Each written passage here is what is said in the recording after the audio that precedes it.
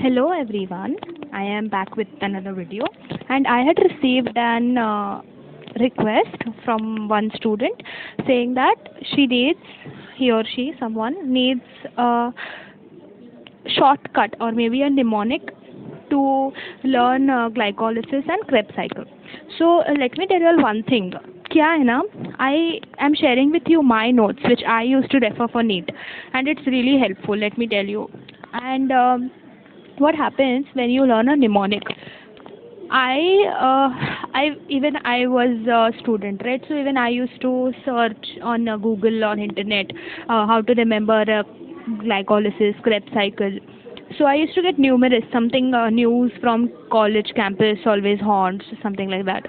And what happens is now there is news on college campus में बच्चे confuse हो जाते हैं. Then you don't remember C stands for what. The same thing will happen in morphology also.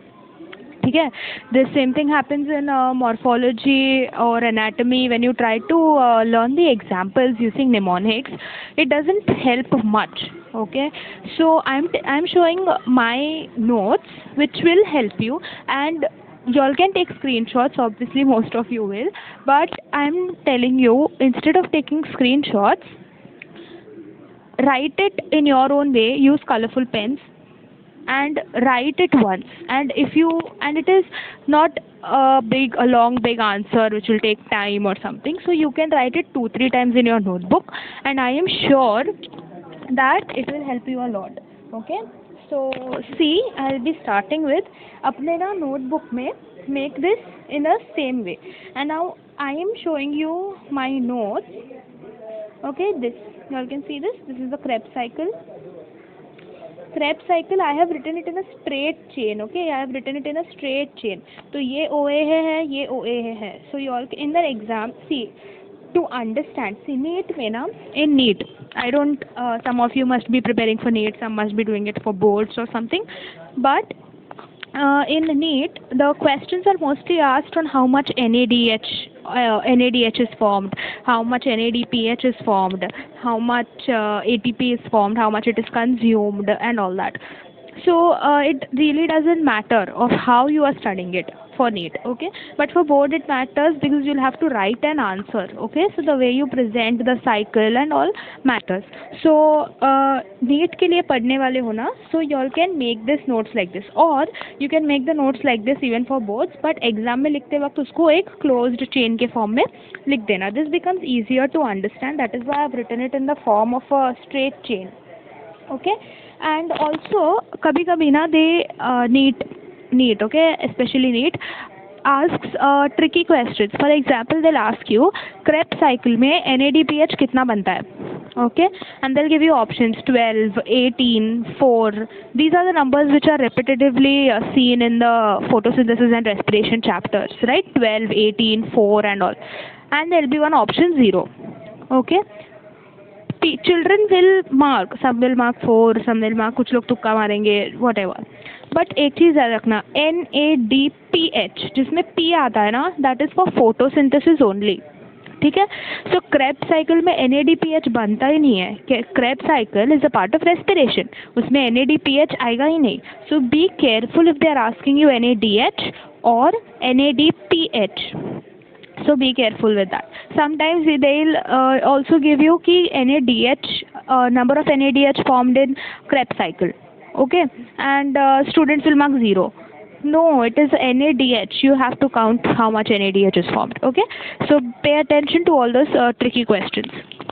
And now, Krebs cycle. We are starting with oxaloacetate, OAA. So there is one way to remember this. There is this is O, citric acid. Okay, acid means cis-aconitase. So we have not considered the cis. It is O. See, this is the problem with mnemonics. Okay, we have not considered cis. We are taking aconitase as acid.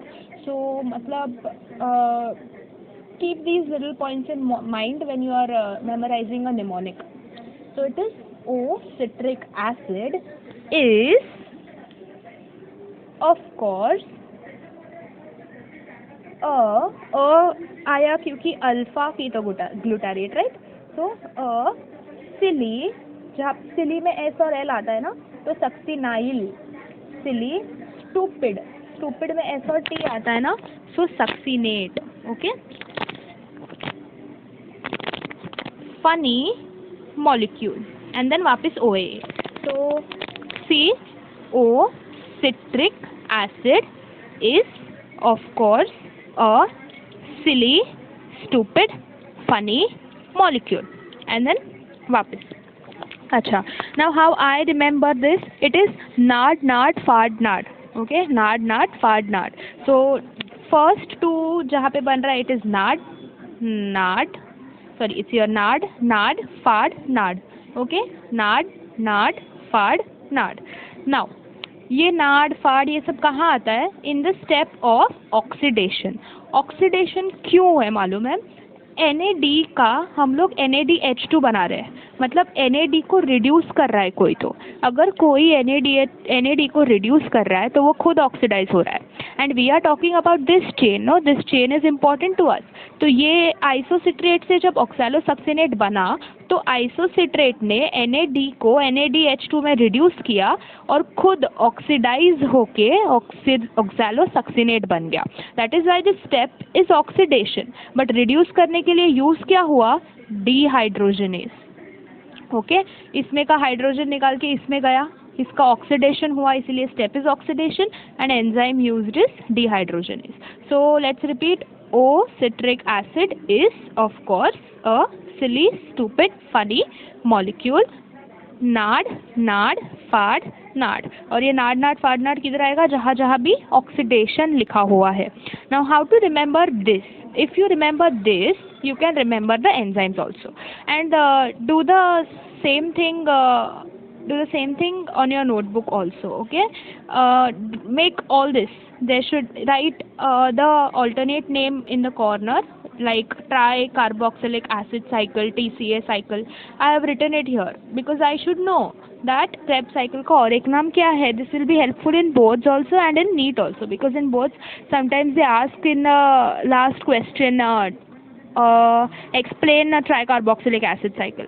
Some people उनको Krebs cycle आता है but they don't know कि Krebs cycle को ही tricarboxylic acid बोलते हैं and वो लोग question छोड़ के आ जाते हैं.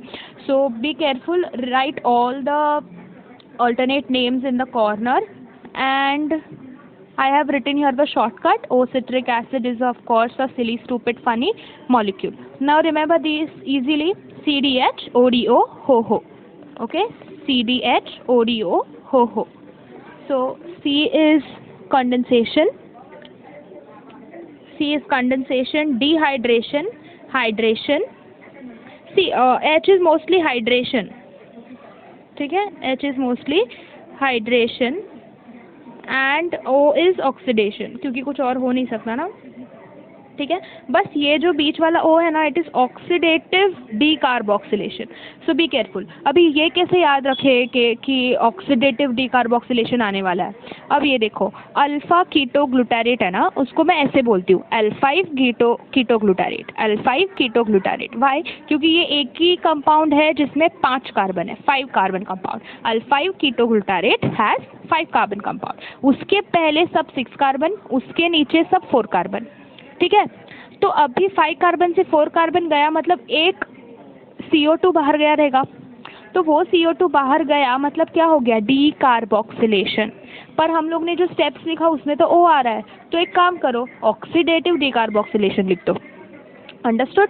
सो ये हो जाएगा ना, CDH, ODO, HO, ये लिखो. फिर ये तुमको याद रहेगा, कंडेंसेशन, डिहाइड्रेशन, ये. और कंडेंसेशन सिट्रेट सिंथेस, सिट्रेट बन रहा है इसलिए citrate synthase.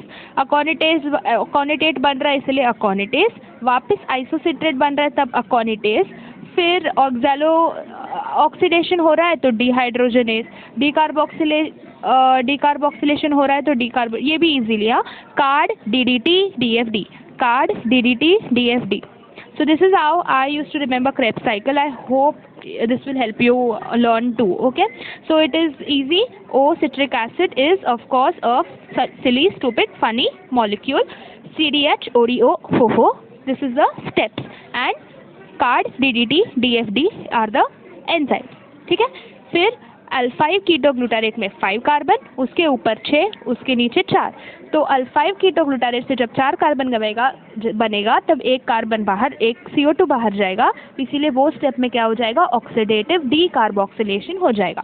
So this is Krebs cycle. Let me see next what I have written. Okay yeah, and I was also tell you, ऐसा एक बैलेंस शीट बनाओ, ऐसा एक बैलेंस शीट बना के लगाओ, ठीक है। अभी वी नो इट इज़ नाट नाट फाट नाट, तो नाट कितना है 3, फाट कितना है 1, और ATP 1 बना, ATP वो इधर बना, ठीक है। सक्सिनाइल से सक्सिनेट में बनेगा ना, तब एक यहाँ पे GDP और GTP और ADP ATP का गड़बड़ होता है, जिसमें एक ATP फॉर्म होता है हम लोग का, ठीक है। तो क्या होता है ना, GTP से GDP बनता है, और वो जो एक फॉस्फेट निकला ना, वो ADP से ATP बनाता है। सो this is how 1 ATP is form. तो ये, पर अभी हमको मालूम है कि क्रेब्स साइकिल 2 बार होता है, तो वो मल्टीप्लाई बाय 2 हो जाएगा सब, और आ जाएगा आंसर 24 ATP इज फॉर्म। ये सब अच्छे से बना के रखना, बैलेंस शीट चिपका देना ऊपर से छोटा बना के, and please make this notes on your own. Screenshots लेके कुछ नहीं होगा, मैंने भी ऐसे बहुत स्क्रीनशॉट्स लेके रखे थे, लास्ट क्लास तक उसका कुछ यूज़ नहीं हुआ। This is glycolysis. Glycolysis seriously इसका कुछ भी निमोनिक की ज़रूरत नहीं है, it is very easy, just say it and tune, okay. Glucose, glucose 6 phosphate, fructose 6 phosphate, fructose 1 6 phosphate, ठीक है, अंडरस्टैंडिंग। फिर वो 2 में टूटेगा, ठीक है, ढापना एंड पागल, we used to call it ढाप एंड पागल, सो इट इज़ ढाप एंड पागल। अभी पागल बोल रहे हैं तो उसको PAGL मत लिख देना, it is PGAL, okay, pay attention to that. And PGAL से PGA and DHAP is an isomer of PGAL, तो वो इक्विलिब्रियम में रहता है, और DHAP भी ट्रांसफॉर्म होके PGAL बनता है। फिर PGAL के 2 मॉलिक्यूल बन गए, फिर PGAL 1,3 di PGA 3 PGA 2 PGA पेपा, 1,3 डाई PGA 3 PGA 2 PGA पेपा, ठीक है, 1,3 डाई PGA 3 PGA 2 PGA पेपा। ऐसा लाइन में ट्यून में बोलते जाओ, याद हो जाएगा, बहुत ईजी है, और पेपा से पाइरुवेट बन रहा है, ठीक है। Now this is also there HPPA IDK MEK, ठीक है, I don't know MEK, HPPA I don't know MEK, ऐसा याद करो।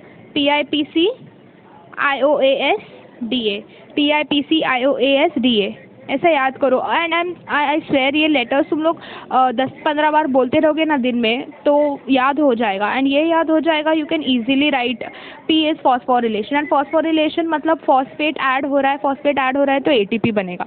तो जहाँ पे भी फॉस्फोरिलेशन है ATP कम हो जाएगा, क्योंकि फॉर्म नहीं होगा, ATP से फॉस्फेट निकलेगा तो ADP बनेगा ना, तो ATP कंज्यूम होगा, फॉस्फेट बनेगा और ATP कंज्यूम होगा। तो जहाँ पे फॉस्फोरिलेशन होगा वहाँ पे ATP कम, जहाँ पे ऑक्सीडेशन लिखा है वापस उधर NADH रिड्यूस होकर NAD रिड्यूस होकर NADH बनेगा, और जहाँ पे AA लिखा है ATP जनरेशन वहाँ पे ATP फॉर्म होगा, and this is the balance sheet. ऐसा बैलेंस शीट बना के रखो, and these letters the writing it this way will really help you. See I have written your EMP pathway, glycolysis का और एक नाम EMP पाथवे, ऑल्टरनेट नेम्स भी लिख के रखना, okay। And also I will like to talk about the photosynthesis का this photosynthesis is literally has the most easiest cycles, ठीक है, बहुत इजी साइकिल्स है, आई डोंट नो व्हाई। तुमको सिर्फ एक कैल्विन साइकिल लर्न करना है, और बाकी के जो 2 है, okay, let me tell you about it. What you have CAM cycle and you have C4 pathway. तो कैम और C4 में क्या है मालूम है, बोथ आर ऑलमोस्ट सेम, बस एक चीज़ अलग है, ठीक है, बस एक चीज़ अलग है। इट इज़ ऑल पेपा से बनेगा OAA से बनेगा मैलिक एसिड, और मैलिक एसिड से बनेगा पाइरुवेट, और पाइरुवेट से बनेगा Peppa. This is the easiest cycle, ठीक है, Peppa OAA malic acid pyruvate Peppa. अभी इसको हम लोग आधे में डिवाइड करेंगे, Now what is the difference in C4 pathway and CAM pathway, ठीक है। C4 CAM जो है ना, CAM में the difference is this happens at night and this happens in the day, ठीक है, और C4 में this happens in mesophyll this happens in bundle sheath, बस this is the only difference. तुम्हारा कैम पाथवे और C4 pathway एक इसमें हो गया. Just say it two twice और thrice. PEP OAA malic acid pyruvate PEP OAA malic acid pyruvate PEP. अभी obviously तुम ऐसा डायग्राम नहीं बना सकते, बट टेक्स्ट बुक में देख लेना एक बार कि उसका प्रेजेंटेशन कैसा है, and also confirm if it is night and day, may be if I have by mistake interchanged them. So that's it. These cycles, I hope I've made it easy for you now. Okay, and please let me know more of your suggestions, and that will help me to come up with useful videos for you.